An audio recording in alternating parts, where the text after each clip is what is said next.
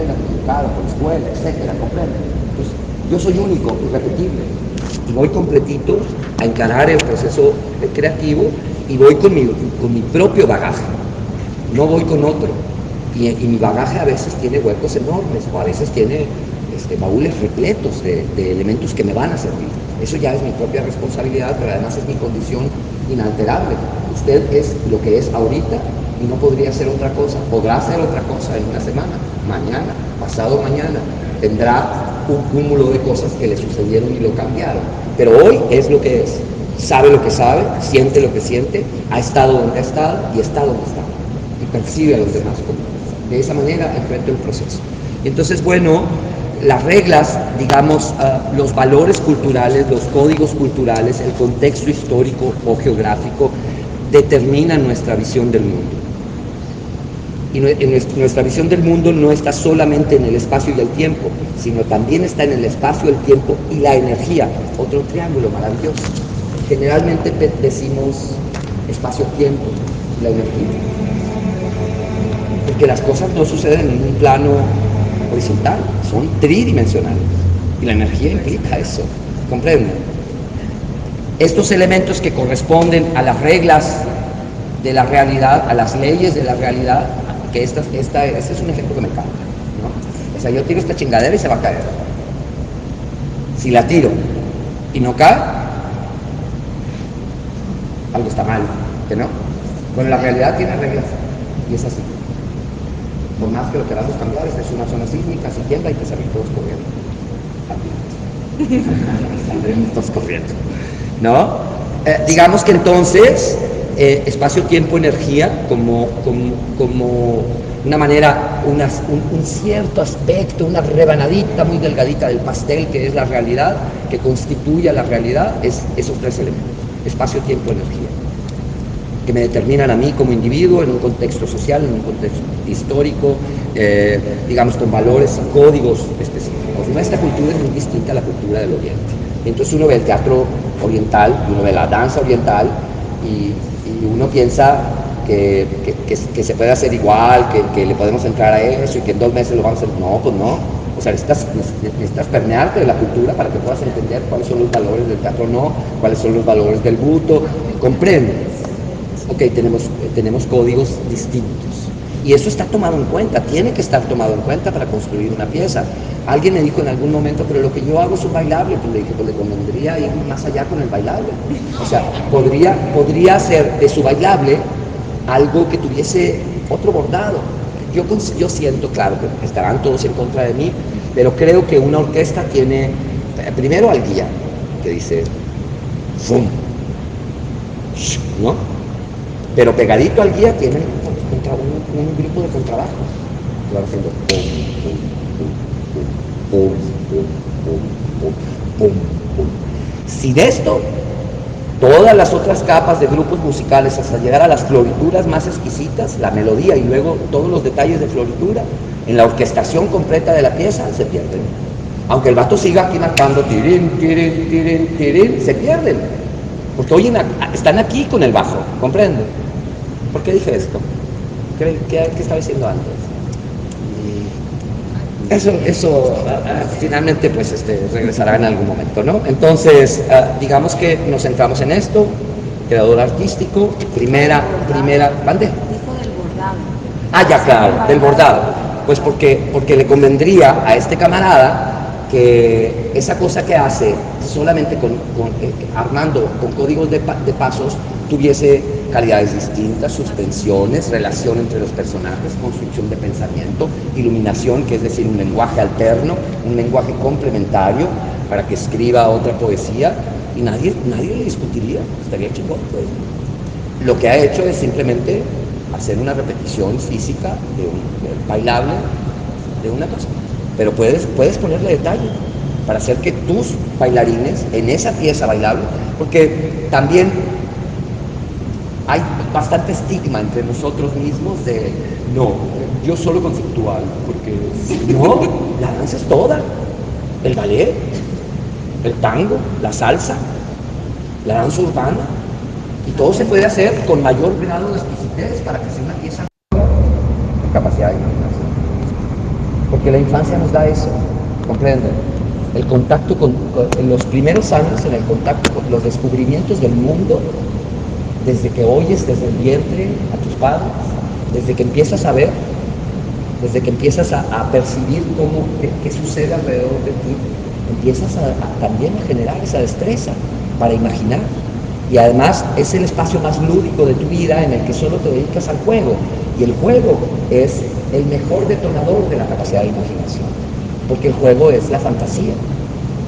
Te entrenas para eso como niño, para desarrollar tu imaginario. Luego quizá lo pierdes un poco, pero esos dos elementos son fundamentales para hacer que el individuo pueda ser creador artístico. Por tanto, cualquiera puede ser creador artístico, ¿no? Cualquiera. Depende del contexto, depende el contexto histórico, geográfico, el contexto social, los códigos y valores culturales son los que determinarán una serie de elementos que se determinan como atributos o facultades, ¿no? Que luego se equivocan porque tendemos a ser pretenciosos. En alguna compañía mexicana, de pronto hacen audición y quieren que todos sean como los bailarines de Giri Kilian. Pues no, somos mexicanos, no tenemos esos cuerpos. Pero hay muchos de estos cuerpos que pueden hacer mejores cosas que los de Giri Kilian. No tienen brazos de 3 metros, con cuello de 3 metros y patas de 3 metros. Pero la danza no es solo eso. La danza tiene todas las posibilidades, es la organización de una serie de elementos personalísimos del creador para construir poesía. No es la competencia gimnástica, en donde todos hacen la misma rueda de carro, pues, ¿no? No. La danza no va solo de subir la pata, o solo de pararse de cabeza, o solo de desplazarse por el piso, sino la danza puede ir de todo. De cualquier cosa, pues, ¿no? Porque de lo que se trata es de construir un discurso que llegue a tu corazón en el sentido metafórico. Tu corazón llega a sangre, pues no mi discurso, pero llega a tu sensibilidad, ¿comprendes? Ok. Entonces digamos que como ser humano tenemos intuición creadora, capacidad de imaginación. Como creador artístico, entonces lo primero que necesitamos es desarrollar el imaginario, es decir, debemos tener capacidad de aterrizar esa poesía no en blanco y negro, porque no somos escritores, sino en solución escénica. Cómo imaginamos que sucede en el mundo de la escena, ¿comprenden? Primer elemento indispensable. Luego entonces hay dos cosas: talento, digamos, desarrollo del imaginario, talento y oficio. El talento es una habilidad personalísima que, pues yo sí pienso que no puede medirse, y que a veces puede estar oculto, y que a veces no se manifiesta, y que a veces se manifiesta y engaña, y que si algo es subjetivo, es el talento, absolutamente subjetivo. De ahí que entonces que en las escuelas, como esta chica que les dije ayer, que le digan tú no sirves, tú no vas a hacer. Entonces yo creo que se equivoca. Yo ya he visto como alguien que quiso ir a estudiar a la Escuela de Teatro a México, hizo su audición, y el resultado de la audición era, por la razón por la que no lo aceptaron, era porque no tenía oído musical. Y yo dije, ¿what? Ha estudiado violín desde niño, toca el violín como nadie, y no lo aceptaron porque no tiene oído musical en la escuela de teatro. Entonces el talento pues es una cosa total y absolutamente subjetiva. El oficio no. El oficio no es un asunto subjetivo. El oficio es: lo tienes porque lo desarrollaste, porque estudiaste, porque te aplicaste, porque entiendes. O sea, ¿no? Un mecánico llega y te dice, nomás ve y te dice, es en la manguera del perno, del no sé qué, son bonitas. O sea, tú llegas, ves el carro y dices, en la madre, cuidado, güey. Pues no eres mecánico, no tienes el oficio. El oficio lo puede tener cualquiera, se desarrolla. El talento incluso puede estar en algún lado oculto y luego puede aflorar, o puede estar muy revelado y luego puede desaparecer. Y uno dice, pero sí, como que sí pintaba para que fuera bueno. Y no, miren lo que terminó. O al revés. ¿Ves cuánto batalló? Todo el mundo le dijo que no servía para nada y mira, venlo bailar. ¿No? Digamos, hay una combinación enorme, no me pierdo en eso, hasta ahí estamos más o menos claros, pues, ¿no? Luego entonces, después de talento y oficio, ponemos otro de seguir así nos internan en el psiquiátrico con camisa de fuerza, ¿no? Con camisa de fuerza. Dejamos de percibir el mundo de esa manera, pues ya no estamos aquí. Chao, bye, me perdieron. Me fui. Ok, este es nuestro primer tratamiento conceptual de la pieza. Tenemos una anécdota, tenemos una idea primigenia, tenemos un tema. A partir de ahí es que empezamos a elaborar un concepto. El concepto de la pieza completa. ¿De qué va? ¿Qué quiero que suceda allí? Lo que nos decía ayer su compañero del homenaje al maestro, ¿no?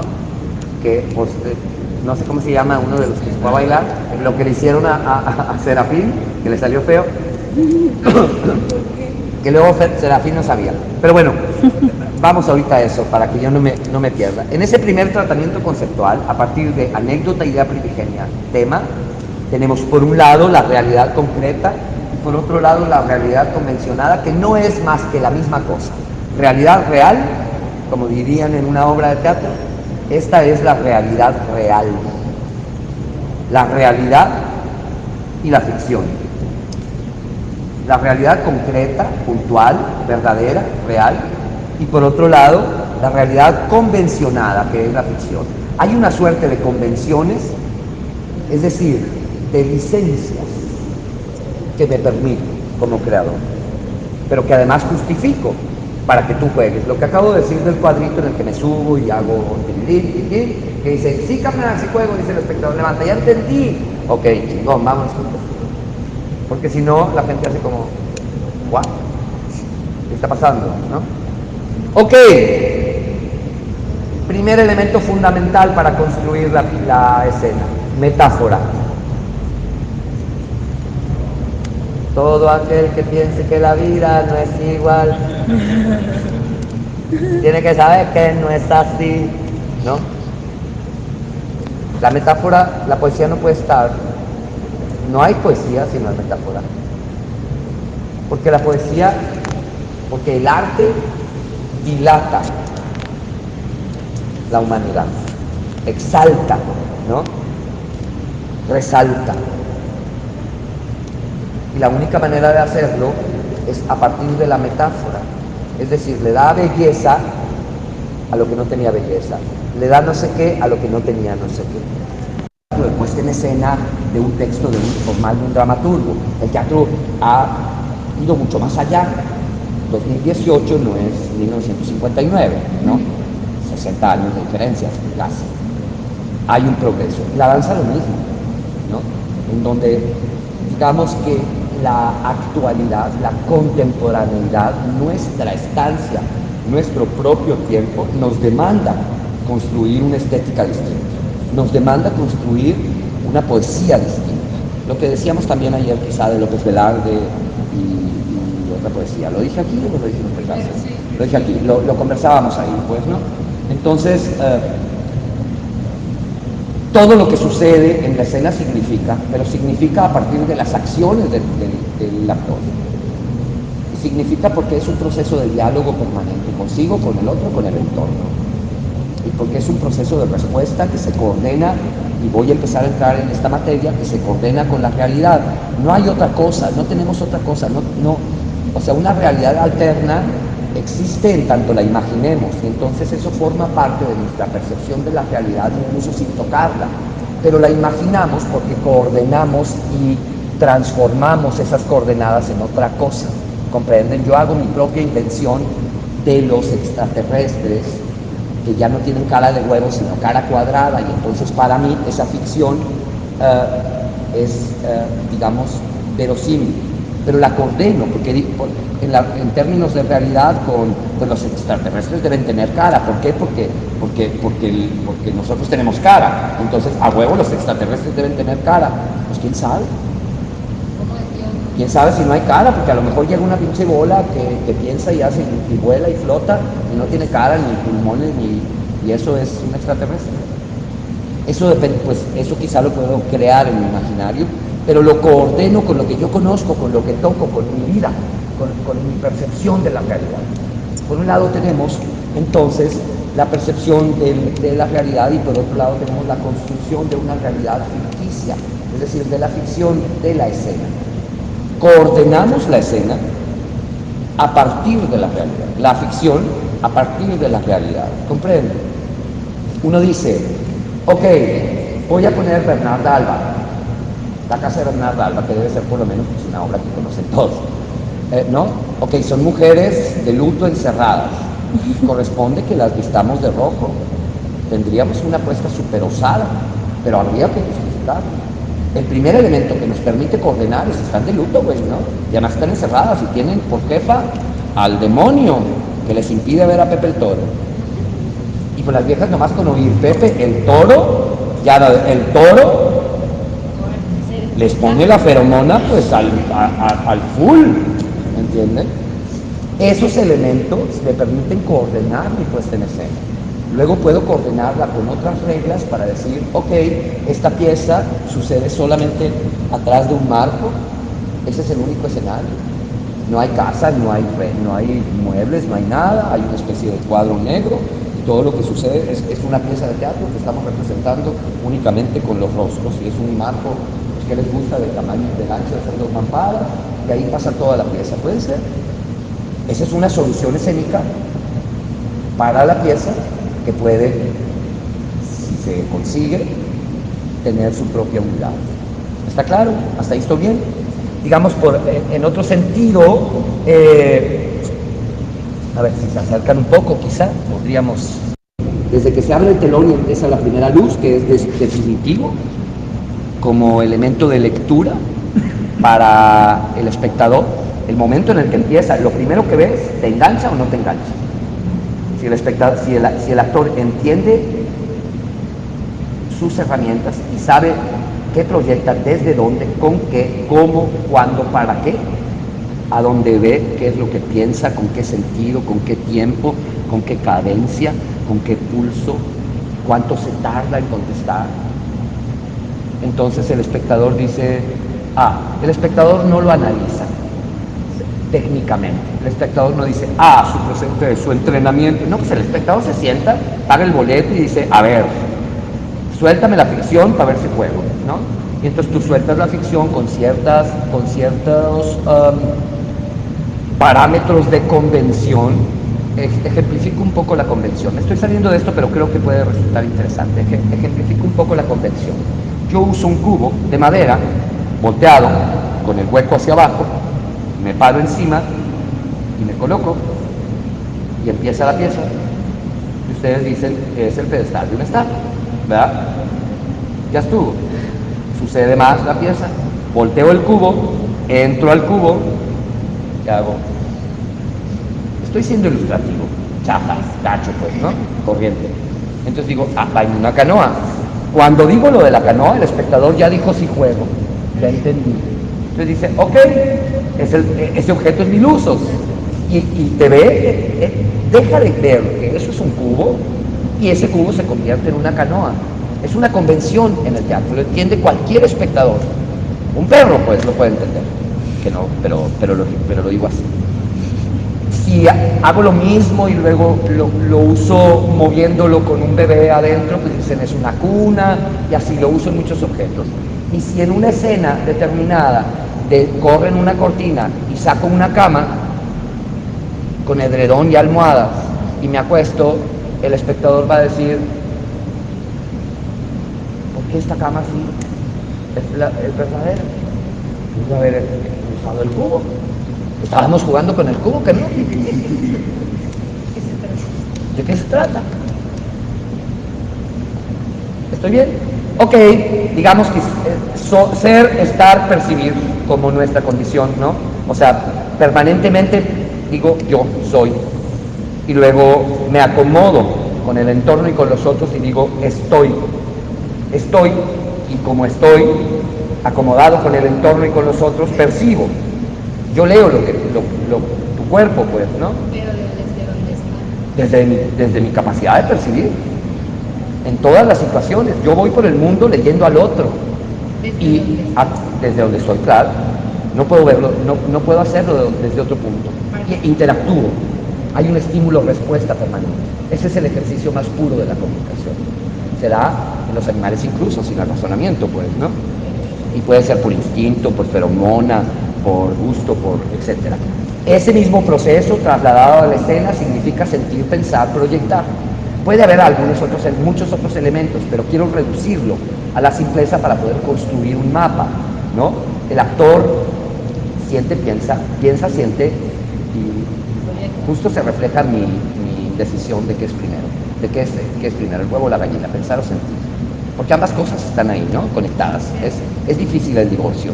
Hay un libro, bueno, no sé si venga el tema, que se llama así, Lo que se siente pensar. Está interesante, no lo conocemos, pero nos da el autor y lo buscamos, ¿no? ¿De quién es?